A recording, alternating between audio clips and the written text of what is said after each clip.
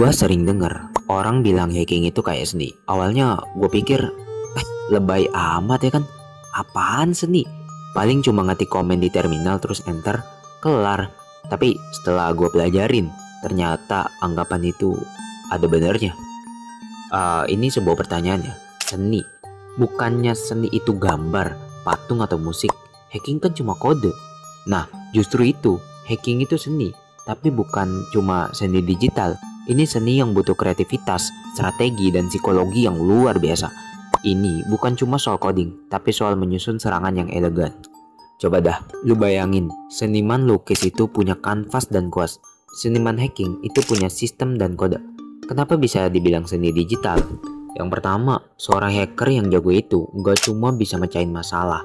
Mereka bikin solusi itu clean, minimalis, dan gak ketahuan. Kalau hacker amatir mungkin pakai 100 baris kode buat bobol satu pintu.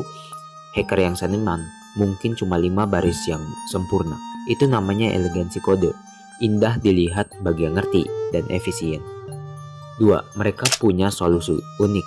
Setiap sistem punya kelemahan yang beda. Kalau lu mau ngebobol bank A dan bank B, lu nggak bisa pakai kunci yang sama. Hacker harus bikin kunci baru tiap kali dia ketemu gembok baru. Ini mirip kayak arsitek yang merancang bangunan. Setiap desain harus unik sesuai dengan lokasi dan tujuannya. Kreativitas untuk melihat apa yang gak dilihat orang lain. Lalu muncul lagi pertanyaan. Jadi bikin skrip yang pendek dan efisien itu kayak bikin lukisan yang powerful. Persis, solusinya itu harus tepat sasaran dan gak meninggalkan jejak. Itu keindahan tekniknya. Tapi seni hacking yang paling keren itu bukan di depan komputer, tapi di luar digital di dunia nyata. Ini yang bikin hacking jadi seni strategi, kayak seni perang. Yang pertama lu harus siapin plannya. Sebelum lu nyentuh terminal, hacker sudah menyusun rencana yang berlapis. Mereka menganalisis target, siapa aja yang kerja di sana, apa kebiasaan mereka, jam berapa mereka makan siang. Ini kayak perencanaan militer. Hacking gak selalu soal kode. Paling sering itu cuma soal memanipulasi manusia. Misalnya, nelpon karyawan dan bilang, "Halo, saya dari IT pusat. Sistem Anda bermasalah. Tolong sebutkan password sementara Anda untuk perbaikan." Itu bukan coding sama sekali, tapi 100% pakai hacking psikologi. Ini butuh seni bicara, seni meyakinkan, dan seni membaca psikologi seseorang. Itu adalah seni tipu daya yang memanfaatkan trust, kepercayaan, dan kelemahan kognitif manusia. Bisa dibilang, hacking itu yang sukses cuma 10% kode, sisanya 90% strategi dan acting. Mereka menyusun narasi, mereka menciptakan skenario. Itu adalah seni naratif untuk mengelabui pertahanan. Itu yang membuat hacking jadi seni total. Tapi, kenapa hacker sering punya pikiran yang tidak tersusun seperti kebanyakan orang? Secara psikologis, hacker yang efektif itu sering punya pola pikir yang berbeda dari orang pada umumnya. Mereka punya yang namanya lateral thinking yang kuat. Mereka bisa melihat pintu yang tertutup sebagai jendela.